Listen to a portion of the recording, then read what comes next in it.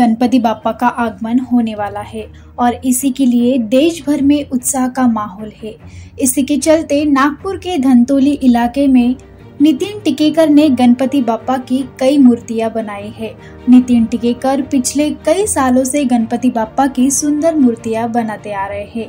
In मूर्तियों को पर्यावरण के अनुकूल तरीके से तैयार किया गया है। ये मूर्तियां हल्दी और मुल्तानी मिट्टी से पेंट की गई है, जो न सिर्फ देखने में आकर्षक है बल्कि पर्यावरण के लिए भी सुरक्षित है। और खास बात तो यह है कि नितिन टिकेकर गणपति बापा के आगमन से पहले एक खास परंपरा निभाते आ रहे हैं। वे पोस्टकार्ड के माध्यम से लोगों को न्योता देते हैं और इसे गणपति उत्सव के 10 से 15 दिन पहले लोगों को भेजा जाता है। अब तक नितिन टिकेकर ने 1000 से अधिक लोगों को पोस्टकार्ड से न्योता दिया है। प्रदर्शन माझे 1995 पासून सुरुवात झाली।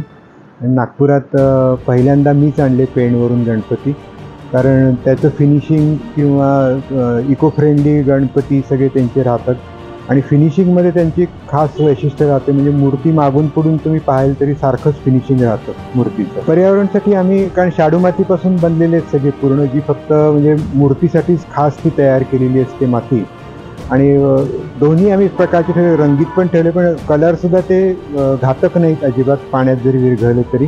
आणि दुसरे आम्ही इको फ्रेंडली गणपती ठेवलेले आहेत, जे हळदीपासून आणि मुलतानी मातीपासून रंगवलेले आहेत, ते पण आम्ही ठेवलेले आहेत गणपती। हे आम्ही पर्यावरणपूरकच गणपती सगळ्यांनी बसवावा आणि ह्याच्यात कृत्रिम तलावामध्येच त्याला विसर्जन करावं किंवा घरी आपल्या तुम्ही विसर्जन करू शकता त्या मूर्तीचं, कारण लोकांना ती आवडते पद्धत। कारण लोकांमुळे आजकाल जे डिजिटल सगळं झालंय पूर्ण, त्याच्यामध्ये तुम्ही जी जुनी परंपरा जपली आहे ती आम्हाला खूप आवडतं, की आम्हाला आपलेपणा वाटतो त्याच्यामध्ये पत्र आल्यानंतर, की जुन्या आठवणी आमच्या जाग्या होतात, की लोक असे पत्र पाठवून एकमेकांना असं नातं जवळचं ठेवत होते, तसा आम्हाला तो जिव्हाळा वाटतो म्हणून एक प्रकारचं तुम्ही, म्हणून मी ती परंपरा मग मी चालूच ठेवली। आम्ही 1000 लोकांना साधारण पोस्टकार्ड लिहून पाठवले। 5-6 महिन्यापासून आम्ही पत्र लिहिणं चालू करतो खरं, आणि तेव्हापासून मग ते नंतर पत्राची डिलिव्हरी चालू होते। मग 10-15 दिवस गणपती बसायच्या आधी चालू करतो आम्ही पत्र पाठवतो।